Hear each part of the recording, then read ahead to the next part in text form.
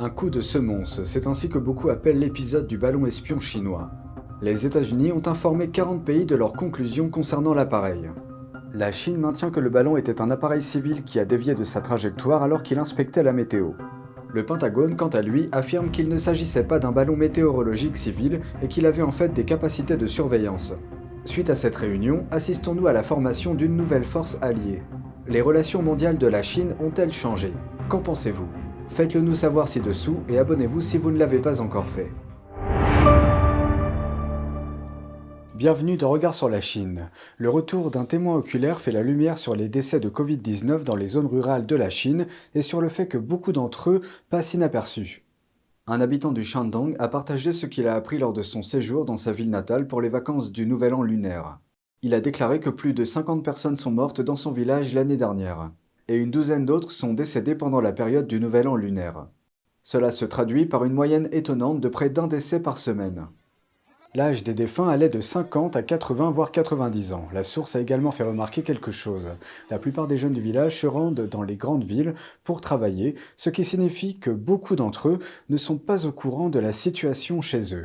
Il a donné un autre exemple. Il y a quelques années, un homme âgé est mort du Covid-19, mais les autorités ont exigé que la nouvelle de sa mort ne soit pas divulguée. Ses funérailles ont eu lieu en secret. Ses amis et ses proches n'ont pas été informés. Pendant ce temps, dans une ville de la province du Jilin, dans le nord de la Chine, une femme a révélé que pendant l'épidémie, l'hôpital local a vu 1 ou 2 décès par jour. Mais même les habitants des environs n'étaient pas conscients de la gravité de la situation. La semaine dernière, un général du Pentagone a déclaré que 3 autres ballons espions chinois présumés avaient déjà survolé les États-Unis sous l'administration Trump, mais qu'ils n'ont pas été détectés en raison d'une lacune dans la connaissance de ce domaine. Après qu'un avion de la US Air Force a abattu un ballon espion chinois présumé récemment, des législateurs républicains ont critiqué Joe Biden pour ne pas l'avoir abattu avant qu'il ne traverse les États-Unis, disant que c'était un signe de faiblesse. Mais lundi, le général du Pentagone Glenn Van Herk, le commandant chargé d'assurer la défense aérienne et antimissiles, a déclaré que 3 ballons espions chinois sont entrés dans l'espace aérien américain sous la gouvernance de Trump, mais qu'ils n'ont pas été détectés.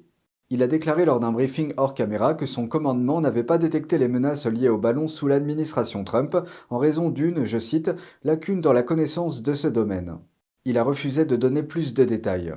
Un haut responsable de l'administration a déclaré dimanche à CNN que les 3 ballons avaient été détectés après le départ de l'ancien président Trump. Trump a répondu sur Truth Social. Il a déclaré, je cite, « Aucun ballon en provenance de Chine n'a survolé les États-Unis de quelque manière que ce soit pendant que j'étais président. Si cela avait été le cas, nous les aurions immédiatement abattus. » L'ancien conseiller à la sécurité nationale de Trump a déclaré être abasourdi par les propos de l'administration Biden.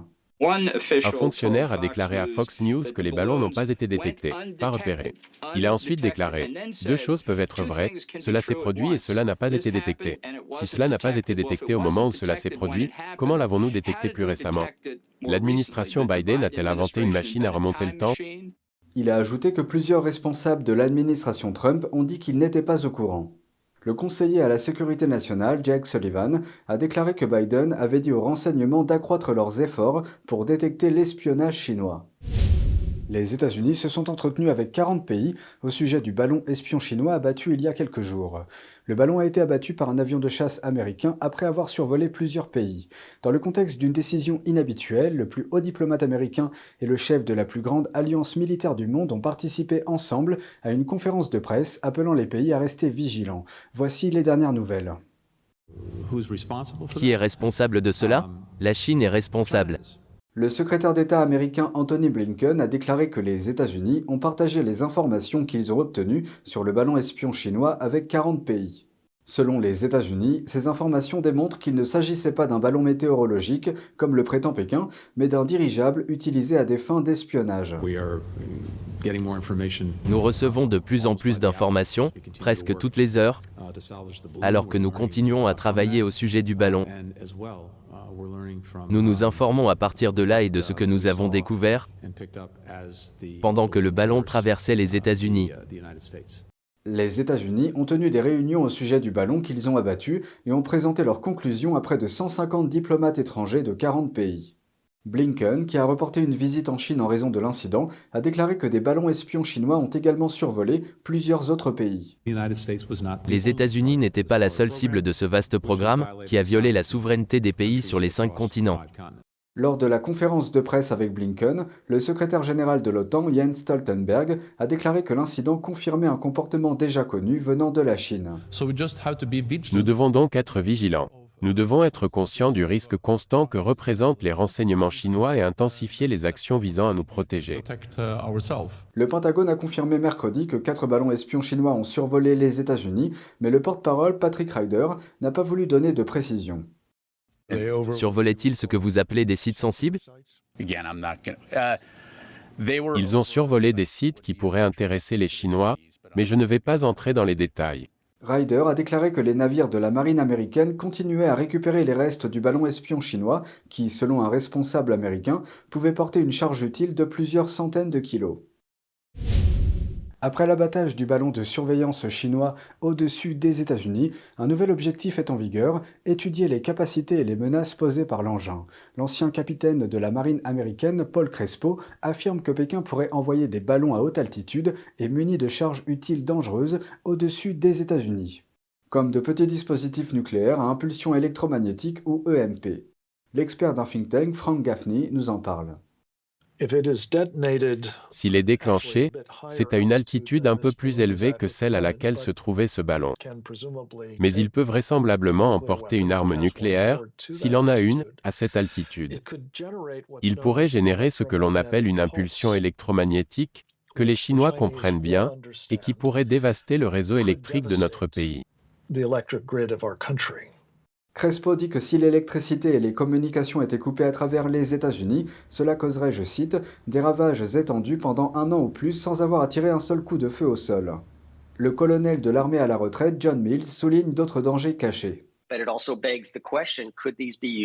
Mais cela soulève également la question de savoir si ces systèmes pourraient être utilisés comme vecteurs offensifs d'ogives nucléaires, d'ogives hypersoniques, d'agents chimiques et biologiques ou d'un dispositif EMP. Les options sont illimitées, elles ne sont limitées que par l'imagination. Les EMP sont des rafales d'énergie électromagnétique qui perturbent les communications et endommagent les équipements électroniques. Une EMP peut être créée par des missiles nucléaires, des armes à radiofréquence et des phénomènes naturels comme les tempêtes géomagnétiques. Des experts craignent que le ballon espion chinois ait pu être utilisé pour préparer une attaque à l'EMP contre des installations nucléaires américaines. Je ne pense pas que ce soit une coïncidence qu'ils aient survolé, en gros, les 3 ailes de missiles. Les Chinois effectuaient clairement une surveillance. Ils exploitaient les lacunes et les failles de notre surveillance aérienne et de notre image aérienne. Il s'agissait d'une opération d'espionnage. Le ballon a survolé certains des sites militaires américains les plus sensibles, liés aux technologies nucléaires.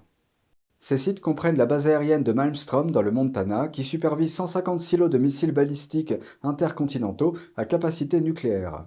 La base aérienne d'Offutt dans le Nebraska, qui abrite le commandement stratégique des États-Unis, et la base aérienne de Whiteman dans le Missouri, qui gère le bombardier B-2 de l'armée de l'air.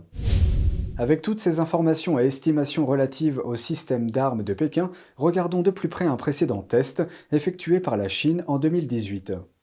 Les images montrent un ballon à haute altitude similaire mais avec 3 missiles hypersoniques mis en place pour un test. Le diffuseur d'État chinois CCTV a fait état de ce test d'armement en 2018, montrant le ballon soulevant 3 planeurs hypersoniques ou HGV depuis le sol. Selon les médias chinois, les HGV largués par ballon visaient à tester le processus de chute libre de l'arme et à développer des ogives hypersoniques de précision. C'est tout pour aujourd'hui, merci d'avoir suivi Regard sur la Chine, on se retrouve demain pour une nouvelle émission, prenez soin de vous et à bientôt.